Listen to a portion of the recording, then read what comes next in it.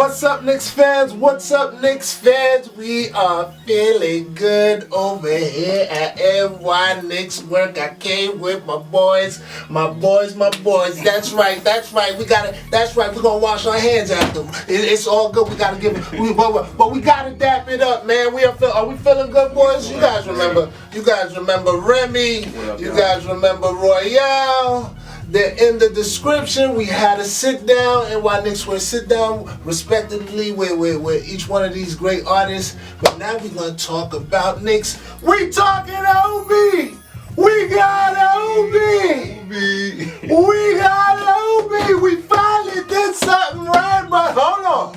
Let's not get ahead of ourselves. For more content, Knicks content like this, don't forget to, I'm gonna put it right here this time, subscribe. That's right. Subscribe, hit that like button so we can get this out to more Knicks fans, so we could keep talking about Obi. Things are looking up, guys. I gotta let you guys know. That's enough. The intro. Things are looking up. Talk to me, guys. Talk to me. Well, we're not gonna talk about Obi. We're gonna get into some stuff first, but talk to me about how you feeling. How you feeling? I'm feeling good, man. This is, like you said, in a long time, this is the first time the Knicks did something really good that everybody, the consensus, feels good about. There's a few things we definitely are going to talk about as to how it ended, but Obi, great pick, How you feeling, big boy? I'm at a high right now. Even coming into the draft, that's the guy I wanted. And, yes, sir. Definitely, it's the first time in a long time. I got a quick story for that, so yeah. Yeah, and even first time in a long time, I'm in the draft and I'm seeing somebody that I really want, and I definitely feel like the Knicks got somebody that could be the best player in the draft. Yeah. That's not a feeling that I'm familiar with. All right. I'm always on the outside looking in, so. We can relate. We can relate. We can all relate. We've had pain, but we're not talking about Obi right now. We gotta get to some other things that they did first. Let's get into some of the little obscure things that they were. Leon Rose, I'm trusting Leon Rose right now, man. I'm trusting Leon Rose. You got a black name. You a white man, but you got a black name. I gotta see my man Leon Rose, see what kind of moves he's doing today, but let's not get ahead of ourselves. He got obscure. He made a signing of what's my man name? Myles Powell from Seton Hall. What do you guys think? So I did a little bit of research on him. I like his story, man. Undrafted, came into his freshman year of high school. He was 240 pounds, overweight. He had the nickname Butterball, and he changed his diet. Changed his diet, cut down. He cut down to about 195 for his freshman year. But the biggest thing for him is just the shooting. Like, I see him coming off of a lot of screens, a lot of curls, knockdown shooter, NBA range, and a high percentage. That's what I'm liking about him. What you seeing? I mean, I feel like pretty much his role on the Knicks. Well, first of all, I think he's probably coming in. He's most likely getting assigned to the D League. Yeah. I think even if he's used on the Knicks, he probably might have something similar to that Damian Dotson role, coming off of screens. Maybe being in a pinch, kind of being that secondary ball handler on the floor, just to come off a pick and roll here and there, and really help move the ball around. And other than that, I feel like they just got to get his defense tightened. That was going to be my next question, because I get to see what he was about on defense. He's all right. He's a willing defender. You know what I'm saying? There's levels to this shit. You know what I'm saying? And he's willing. He's a willing defender, but like Roy alluded to, I think he's gonna spend a lot of time in the G League. You know what I'm saying? Getting his game together. You know what I mean? But he does look like a shooter, though. So we watch him out of Seton Hall. You know what I'm saying? He's a local guy. He's out of Trenton, New Jersey too. He has solid shot creating ability. He has a versatile set of moves. That's a big fact. And him and Obi Toppin are real good. They real tight. They're Obi Toppin. And Obi and him are friends too. Like Obi said, I think he said that's probably his best friend or something like that. You know what I'm saying? So, that relationship's gonna be good for Obi getting into, training camp, which starts soon. Miles from New York. Miles, no, he's from Jersey, Trenton, New Jersey. Yeah, he's from Trenton, New Jersey. But he's still, tri-state, you know what I'm saying? Tri-state, you know what I'm saying? Tough streets. Feel me? Yeah. He's tough. Oh yeah, and you got swag on the court. Yeah. You got swag on the court too. Most definitely. You might not see too much of it, but he definitely has an opportunity to play in Got that chip on his shoulder. He go drafted, so and he was one of the big reasons Seton Hall. I don't know if you guys Seton Hall was making a couple noise. I think they was gonna be in the I was not following Seton Hall, but it's good to know that he definitely had something to do with it with his 21 points again. Yeah. He's giving me a little bit of Alonzo Trier vibes, undrafted, being able to score at a high level and stuff like that. So that could probably be what we was. Since we lost Trier. Exactly. Yeah. For what? Yeah. For what reason? We was just talking about that off camera. Yeah. Why we lose Trier? Anyway. Somebody that ain't making the training camp. Yeah, you know what I'm saying? But let's keep moving on because we don't got too much time. Let's talk about Immanuel Quickley out of Kentucky. They picked him with the 25th pick. Leon Rose was moving. He was moving and dealing. We moved up and then we moved down a little bit and then we caught a second round pick and then we shipped that second round pick off. Yo, it was crazy. It was crazy. My man Leon was making moves. Roller coaster of emotions. Yeah. When we got to them 20s, man. Yeah, but at 25, what you guys think about Immanuel Quickley, man? I'll let you talk. You had some stuff. You had some strong words about Immanuel Quickley. First of all, congrats to Immanuel Quickley and his program and everything. Always got to start for them when you're about to hate. Always got to start with a congrats. But I'm going to be completely honest. Immanuel Quickley should not have been picked by the New York Knicks at that number. He would have definitely still been available in the second round, maybe even mid to late, to be honest with you. There was a couple of people left on the board, specifically Peyton Pritchard, who got picked up by Boston right after. I think Quickley, I think his skill set of shooting is good, but there's other guys who could do what he does at a high level too. And like I said, he was a second round prospect. I think they did a lot of movement to kind of just do nothing with that. So that came up. That was supposed to come up to be the Quickley, and I guess who was it? Daniel Otoro, who we ended up also trading, which I'm not too happy about either. But it's he could have definitely been in the second round. But we'll see. I'm gonna give him a shot. He came from a great program, and those guys usually translate to the NBA pretty good. So I'm willing to give him Quickley a shot. Nothing to do about it. Okay. Boy kind of felt the same way. I feel like that's a pick that might have to grow on because I might have to see how that plays out because I'm not sure.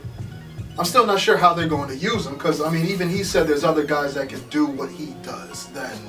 Because he's 6'3", you may not be as much of a playmaker as you may need to be to run the one in the NBA, but at the same time, once again, you're a little undersized to play the two, so it's kind of. Where do you put him? Do you use him more so as more like a Langston Galloway or something like that? Or I just want to know where he fits in. At least he has very good defense, so he's not a liability once you put him on the court.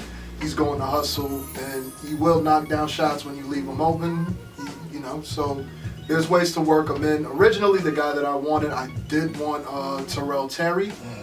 That was my guy because he didn't get picked a little bit ahead of. He wasn't available there, was he? He definitely was. I think he was. He probably was. I believe the Mavs picked him up a couple picks later. Yeah, right. And the thing about the Knicks too is we know that the organization wants to go in and get a point guard. They said a lot about getting a veteran point guard, but at the same time, there are a couple of point guards in this draft that got picked up late. That's gonna be it's gonna they're gonna make us pay. Like I said, the name Peyton Pritchard. Do your research because he's going to be a generational NBA talent. He's just a little undersized. He's 6'1", but he has a nice traditional point guard game. Point guard game controls the ball. Crazy ball handle. When I say crazy ball handle, he has a crazy ball handle, and he's going to do damage in this league. So I like the fact that he's a more so almost a playmaker, but he was sort of he scored 20 a game because he was kind of just leaned on to score. He had to do that. And he got aggression too. He looked like he got a black girlfriend. He got swag too. I mess with him. I mess with him.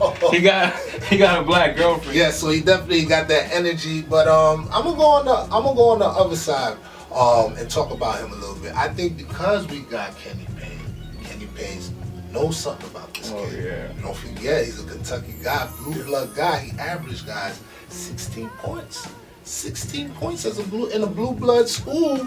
You know, this is not no obscure school. They playing the best of the best. You know what I'm saying? Average 16 points, 42%, damn near 43% from three.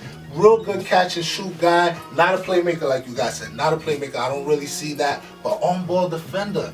Really good on-ball skills. I mean, we're going to be putting some highlights, obviously, while I'm talking. But really good on-ball defender. So I see it as thinking maybe Kenny Payne. That's definitely what it got to be. Because, I mean, he's already played with Kenny. So thing about it in a draft where, you know, it's very deep with guys that you've had such a small sample size to look at. A lot of times that tournament puts a lot into perspective, and you have a very good idea who guys are. Some of these guys you only have about 12 games to look at them. So that you've got a player that you're familiar with, that means a lot. So yeah, I could understand it from that aspect. It makes a lot of sense. They went with familiarity. I think so. I think that's what that move was all about. Even back to Obi too. It's the familiarity there. They worked him out. He's under with the the CAA. Right. About to say CIA. Yeah. About to say, what you doing, Obi? You know what I'm saying? I think Leon probably worked for the CIA if he was able to pull that word, son. He threatened somebody. Yeah, man. Let's get to it, guys. We got to the part of the show that we got the title. You know who's here? Obi is here. He is here. 20 points last year, 7 rebounds. We've been talking about him. I dedicated the show. Check the description. We could possibly get the best player in the draft. The first one was Killian Hayes. Shout out to Killian Hayes. You in Detroit. But the second one, I said Obi Toppin. Quick story. Roy came to me a while back before the draft. I think he was like, yo, I think we might get I think we should go for Obi Toppin. I was like, there's no way he's gonna be available. We spoke into existence.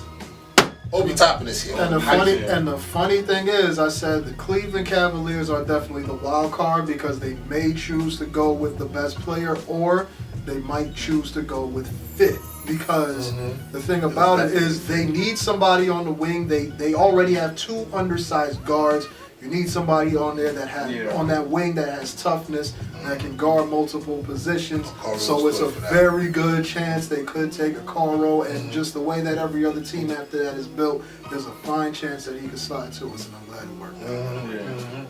Yeah, it was either that or Leon threatened somebody's mom. There's something, but welcome home, Obi. Glad to have him. Brooklyn too, son? Back. Yeah, he back. Brooklyn? He back, No, homie. we from Brooklyn. Yeah, you know what I'm saying? So yeah, he's gonna hold it down, and he's gonna play with that pride that New York needs, because he knows what's up. He knows how long the drought been. He knows how long. He knows. He got it in his heart, in his blood, literally. So it's gonna be great to watch him, like Amari 2.0 coming back. You know, definitely. And I want to see him work on those intangibles. I know that, averaging 7 boards. I want to see him average 10. I want to see him work on his defense and do all of that stuff. But he's in great hands. He's with Tibbs. The good thing about it is he's acknowledged the fact that he needs to work on defense, and that it's an area of improvement. So he definitely seems like his feet is on the ground, and he's ready to get some work in. He's humble. He knows what needs to be done. He's ready to get right to work. Yeah, I like everything I've seen from Obi so far. Very humble. He, like you said, he's ready to be coached. You know what I mean? He has the athletic tools to be a good defender. Think about it. Alley-oop to Obi. Alley-oop to Mitch. Alley-oop to Obi. Alley-oop to Mitch. Damn, that's like Lob City 2.0, son. Yep. Damn, Come here, Lonzo. Just need that point guard. Yeah. Come here, Lonzo. I was thinking of that. I was thinking, in today's free agent, we're gonna shoot this before free agency. Yeah, today's free agency, so this is when we're recording the show, so we don't know what's gonna happen. But Lonzo, I don't know. I know this is a draft show, but it's gonna happen. We're gonna get one of them boys, man. Yeah. Especially if one of them turns out to be a star. Because let me tell you something about the history of this team. Because if it's one thing that the Knicks franchise can do better than any other team in this league, is spot a young player with star potential and get the brother. From Gerald Wilkins, Chris Smith, Marcus Landry. Facts. Justin Holiday. Facts. I'm telling you.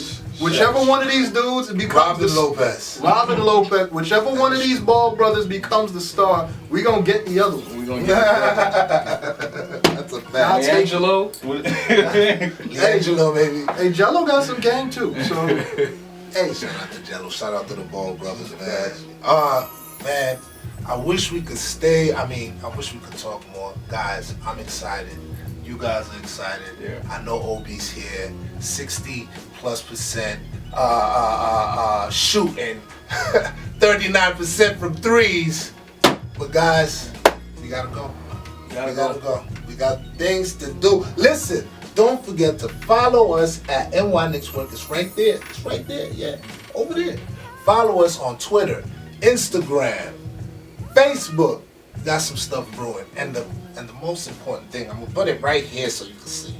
Don't forget to. That's right. Subscribe. Yeah. Get it to all the Knicks fans. Tell your people. Obi's here. Obi's here. We out of here, baby.